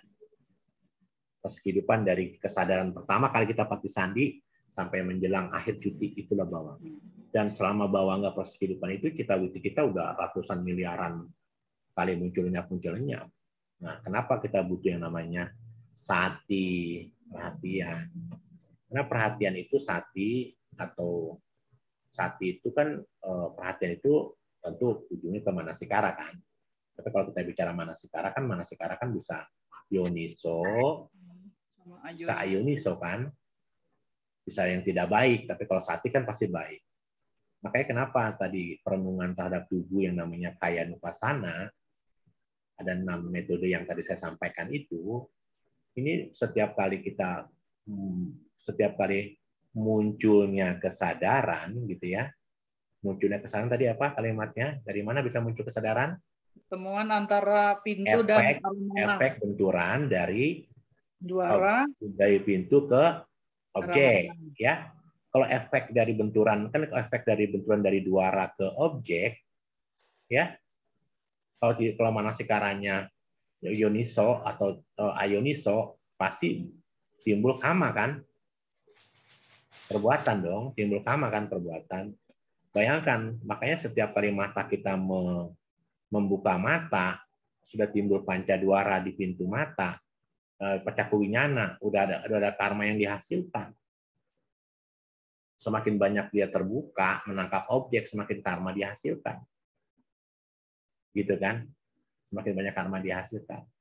Nah, jadi sekali lagi, kalau kita bicara pancadwara misalnya, terkait dengan pintu mata, caku, selesai, caku ini kan menangkap objeknya kan nggak konsisten dia. Objek yang saya, jadi kalau kita bicara Ramani melihat saya saat ini lalu itu lenyap terus mendengar lenyap, makanya saya sudah mati lahir. Makanya kalimat yang tepat ketika kita ulang tahun, selamat hari berkelanjutan atau hari ulang tahun di kehidupan saat ini. Dan kita kan sudah mati lenyap, upada titi bangga yang sangat panjang. Karena kita sudah mengalami upada titi bangga, sebenarnya kalau kita padam, lenyap, nggak ada yang pantas kita tangisi. Karena kenapa? Karena kita ternyata sudah mati lenyap sudah panjang, ribuan kali. hari ini Ramani belajar Dhamma dengan saya itu udah mati lenyap yang sangat panjang. Kalau kita bicara nanti terkait dengan yogi ya di Abhidhamma begitu. Romo, saya mau tanya satu lagi, Mo. Iya. Kan Pancadwara itu yang melihat, yang apa, deteksi lah gitu, Mo. Terus keputusannya itu kan di Manodwara. Terus jadi prosesnya itu Pancadwara, Manodwara, Pancadwara, Manodwara, atau gimana? Ya, jadi kalau nanti kita bacanya kita nanti bicara di bab 4 ya.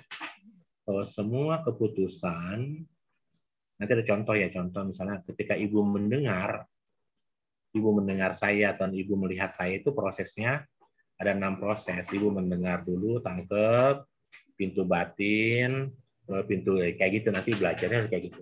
Jawabannya nanti di bab 4 lengkap ya, sekarang belum nyampe. Oh, iya. Gitu ya. Jadi memang pada saat, tapi bisa saja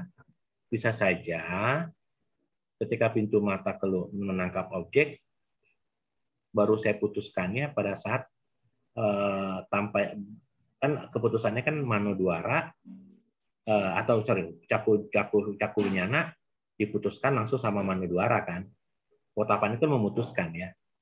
Tapi objek itu bisa kita ambil lagi ketika misalnya kita baru pulang ke rumah setelah santai, tadi kita ketemu di wihara, siapa ya yang nyapa saya? Kayaknya saya kenal. Oh, baru ibu putusin. Oh iya, itu dia, itu si ini. Dulu pernah aktif di wihara, udah lama dia hilang. Aduh, dia tadi nyapa kan, terus dia nyapa saya gitu. Jadi kalimat itu diputuskannya baru mengenali objeknya setelah beberapa jam kemudian bisa saja. Oh, berarti tidak mesti Pancadwara itu langsung Manodwara ya? Ya, langsung Manodwara. Oh, berarti bisa Pancadwara. Saja melihatnya tadi pagi, diputuskannya sekarang. Oh iya. Baik, mau jelas, mau. Nah, iya. Aduh. Cocok ini Bu Sriana lagi belajar bab 4, Romo. Oh iya. Jadi memperdalam. Ya, Mas. Oh, apa sama saya mah udah belajar bab 4 ya? Ya, itu yang ditanya yang sedang dipelajari, Romo. Oh. Bocoran. Kan kalau sama Romo pakai bahasa Indonesia lebih mendetail, Mo. Kalau bahasa Inggris saya tidak ngerti, Mo. Cuma lihat materinya, Mo. Iya. Ya, mungkin satu pertanyaan lagi ya. Kita masih panjang tapi bahas bab 4-nya mungkin masih habis lebaran kali kita bahas bab 4 ya. Ya. Malam, Romo. Mau tanya. Ya. Kalau kesadaran itu kan cuma satu momen, bisa ditangkapnya satu momen. Ya. Kalau misalkan dilatih seperti kayak anak kecil, saya keponakan saya kan kalau misalnya dia lagi sibuk nonton, tapi kalau dipanggil atau ada orang lagi ngobrol gitu, dia tuh masih agak ada kesadaran untuk mendengar, bisa ngejawab, tiba-tiba ngejawab atau apa, itu masih bisa dilatih nggak ya? Kalau misalnya orang udah dewasa seperti ini kan kesadarannya semakin menurun. Iya, makasih ya. Jadi kalau kita bicara tadi tetap yang namanya cita kesadaran itu menangkapnya cuma satu momen. Ya, kenapa kok si Dede kecil ini bisa sedang fokus di sini tapi dipanggil masih bisa cepat responnya? Ya, tadi kan kita kan semakin menua kan, pendengaran kita semakin berkurang, mata kita butuh alat bantu dan sebagainya ya kan. Jadi kadang kita mungkin karena kita juga terlalu banyak witakanya, banyak pikirannya, sehingga kadang kita ngomong aja bertatapan dengan orang saja, kadang pikiran kita kemana-mana. Makanya kenapa ada psikologi pendidikan itu bicaranya looking to my eyes gitu ya. Kalau kita ngomong itu paling gampang, orang itu fokus nggak fokus kan, lihat aja dari tatapan matanya. Kalau misalnya matanya selama ngomong dia ke kiri ke kanan, berarti dia tidak fokus dengan pembicaraan kita, atau pasti lagi banyak witakanya. Nah nanti mungkin anak kecil kan, didik kita yang kecil itu kan mungkin witakanya nggak begitu banyak, sehingga ketika dia ada responnya begitu cepat. Kalau kita kan mungkin responnya agak lambat. Tapi ingat satu hal, apakah itu bisa dilatih? Oh sangat bisa. Karena kan tadi saya katakan bahwa yang namanya mindfulness, perhatian itu kan harus dilatih, nggak boleh nggak dilatih. Yang perbuatan buruk itu nggak usah dilatih, nggak apa-apa, karena pasti dilatih. Tapi perbuatan baik ya harus dilatih. Jadi respon itu sama begini Romo, sama halnya kayak apa Win ya, sama aja kayak kita pemain bulu tangkis. Apa sih gerakan refleks itu ada nggak sih? Nggak ada. Nggak ada itu gerakan refleks, gerakan yang sudah terlatih ya. Karena mengambil kadar mana, mengambil persepsi kalau bola itu ke sini, dia mukul begini pasti larinya ke sini. Itu udah refleksi. Karena udah latihan. Jadi nggak ada cerita refleks. Tiba-tiba mau maaf Romo saya refleks mukul nyamuk, nggak ada cerita. Itu tetap apa namanya kurangnya perhatian. Tadi bisa didiskusikan sama Romo Ardi tadi ya. Sampai Yutang atau Pipa Yutang, Sasangkarikang atau Sangkarikang. Seperti itu Win. Jadi sekali lagi memang usia-usia seseorang kan mengalami tumbuh. Kan kalau kita bicara materi ini rupa ini kan muncul rupa saya berlangsung Santati dan Jarata mengalami kelapukan, lalu Ani Catak mengalami kelenyapan.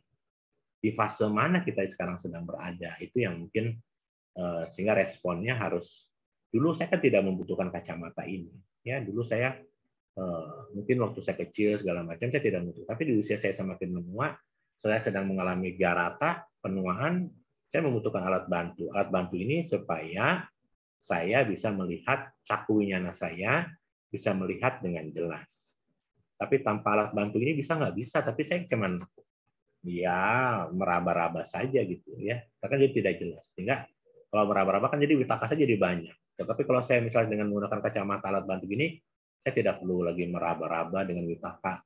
Tadi yang ngomong Ibu Suryana atau Erwin atau siapa ya kan gitu. Kalau misalnya suara Ibu Suryana saya tahu karena saya sudah mengenal. Tapi kalau suara Erwin saya baru dengar sekarang kan saya harus menggunakan kalau saya tidak menggunakan kacamata saya harus tanya ini siapa yang tanya kan begitu. Saya harus minta bantuan orang lain untuk menjelaskan bahwa yang bertanya adalah Erwin misalnya begitu. Ya. Jadi memang usia rupa itu mengalami jarak kemunculan, keberlangsungan, kelapukan dan kematian anicca. Dan kita bilang mungkin di usia-usia pertumbuhan seperti itu responnya lebih bagus. Makanya kenapa kalau kita nanti bicara psikologi pendidikan, anak-anak kita yang usia 0 sampai 5 tahun itu sedang memasuki golden age, usia keemasan dan dia harus dilatih dengan baik. Kecerdasan emosional, kecerdasan kepandaian itu dibangun dari usia 5 tahun ke bawah. Dan sayang ya, anak-anak kita yang usia 5 tahun ke bawah itu karena saat ini karena takut miskin, takut nggak kebayar cicilan rumah, mobil, akhirnya diserahkan sama anaknya, sama mamanya, sama mbaknya. Mereka tumbuh dari orang yang bukan orang yang tidak tepat kalimatnya. Gitu kan ya. Benar-benar bisa. Terima kasih. Ya, sama-sama.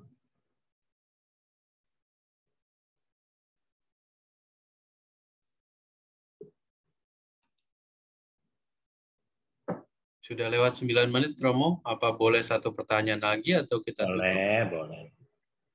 Silakan, Rama Ramani Kalianimita yang mau bertanya.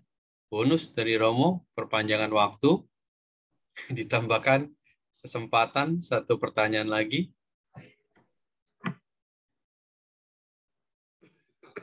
Kita sudah bahas kemarin ya, bahwa di caku mata ada 64 cita, kayak gitu udah dihafalin ya? Sudah Romo. Romo mungkin tadi yang Romo jelaskan mengenai aramana ya, yang muncul melalui Pancadwara itu bisa dijelaskan sedikit tentang korelasi antara Atita Bawangga yang muncul dengan tipe objeknya Romo. Tadi kalau Romo sampaikan kalau Ati Mahanta Ramana pasti Atita Bawangganya hanya satu. Tapi kalau Mahanta yang besar, yang kecil dan sangat kecil kan bisa banyak tuh Romo. Itu bagaimana bisa terjadi seperti itu Romo ya? Bab 4 itu belum selesai. Bab 4 ya. Romo ada bukunya mau baca mau. Apa? Iya benar. Bagi apanya? Baik.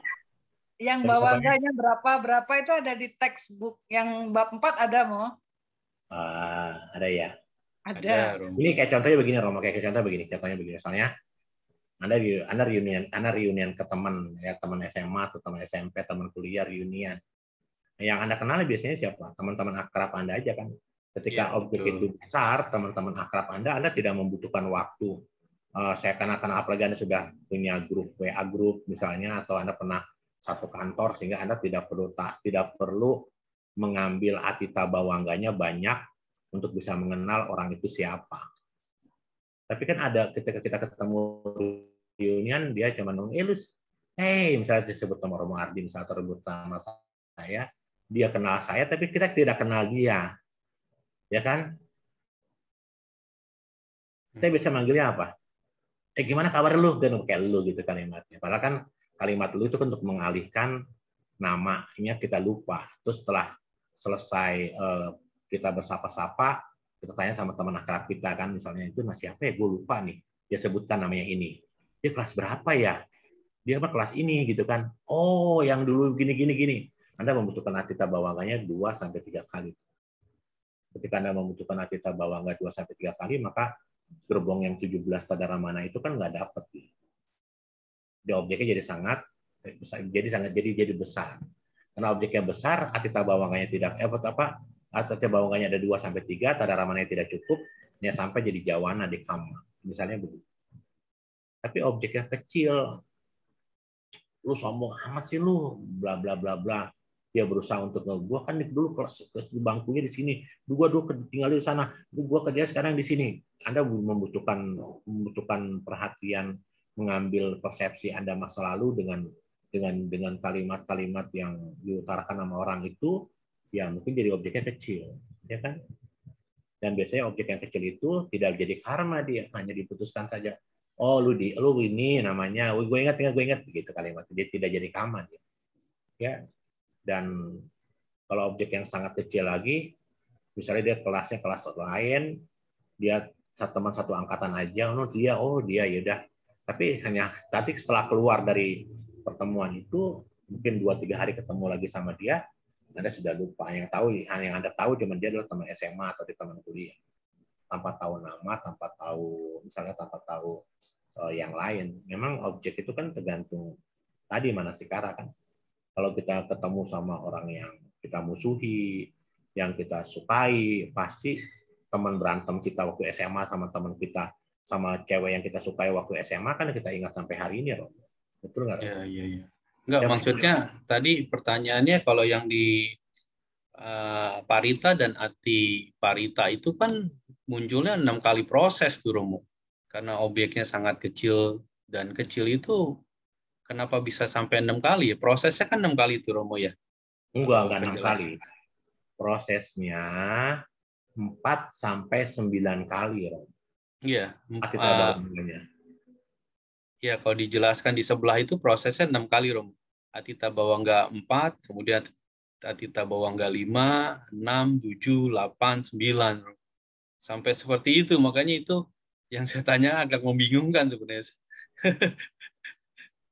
Ya, dia prosesnya seperti itu, Romo. Kalau di bukunya Pak yang saya bikin, atita bawangganya berapa? 4-9 kali ya. Iya, jadi ada yang 4, kemudian muncul lagi yang 5, 6, 7, 8, 9. Nah, kalau 4 jadi begini, 5 jadi begini, iya, 6 betul. jadi begini, 7 jadi begini, 8 jadi begini, 9 jadi begitu. Iya. Kenapa bisa sampai begitu ya, Romo? Karena objeknya. Objeknya lagi tadi, karena objeknya kecil. Objeknya kecil itu membutuhkan ya objek masa lalu kan. Kalau objeknya kecil kan normal mengambil objek itu dari masa lalu kan. Iya, dasar 6-nya kenapa dia nggak hanya 4 aja atau 8 bahkan begitu. Oh, tapi gini, kalau mau jangan berpikir ya 4-9 itu bisa 4, bisa 5, bisa 6, bisa 9, bisa 8 tergantung atita bawangganya, Romo. Ketika Romo dikasih clue cuma 2, 3, 4 kali, ya itu berarti atita bawangganya hanya 4 muncul. Tapi Romo butuh clue sampai 6 kali, ya berarti atita bawangganya 6 kali. Romo bisa butuh clue sampai 8 kali, berarti atita bawangganya 8 kali. Kan untuk bisa mengingat itu kan Romo kan butuh clue, butuh pancingan untuk mengambil objek masa lalu itu, dia itu siapa kan begitu. Iya, enggak, jadi dia hanya dari 4 sampai 9 saja ya, tidak bisa lebih dari 9 ya. Kalau dari 10 sampai 15 berarti objeknya sangat kecil. Udah standar SOP-nya gitu Romo ya. Iya, gitu. Itu kalau namanya kita niyama kayak gitu. Hukumnya Baik. begitu. Ya. Siap Romo. Sepertinya sudah cukup lewat 16 menit. Silakan closing statement-nya Romo. Ya.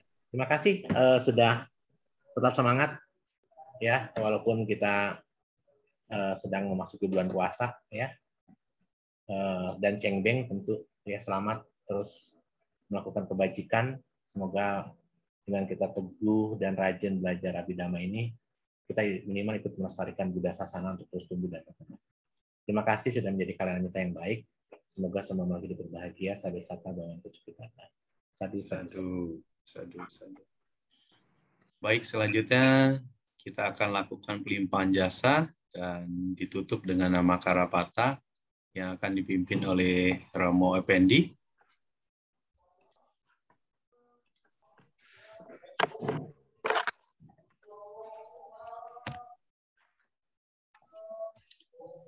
Mari sama-sama kita telah banyak berdiskusi, mendengarkan dan belajar Abhidhamma pada malam hari ini. Begitu banyak kebajikan yang telah kita kumpulkan. Mari sama-sama kita melimpahkan kebajikan ini pada semua makhluk. Mari sama-sama kita membacakan Patidana. Handamayang Patidanang Karomase Punya Sidani Kata Sayananya Nikata Nime Te Sanca Bagino Hontu Satananta Pamanaka Yepiya Gunawanta Ca Mayang Mata Pita Dayo Dita Meca Pyaditawa Anyema Jata Werino Sata titanti lokasming te bumma catuyo nika panceka catuokara samsaranta bawa bawe nyatang ye patidaname anumodantu te sayang ye cimang na pajananti dewa te sang niwedayung maya dinana punyanang anumodana etuna Sabe satta sada hontu awela sukha jiwino kema badanca papontu desa si jatang subang sadu sadu sadu.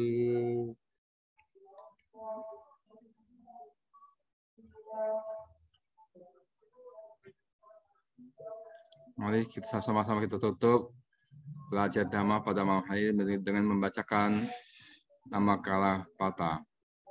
Mari sama-sama kita membaca. Arahang Samma Sambuddho Bhagawa Buddhang Bhagawantang Abhiwademi Swakato Bhagawata Dhammo Dhammang Namasami Supatipanno Bhagavato Sawaka Sanggo Sanggang Namami. Mari sama-sama kita mengucapkan Sabe Sata Bawantu Sukitata. Semoga semua makhluk hidup berbahagia. Sadu, sadu. Ya.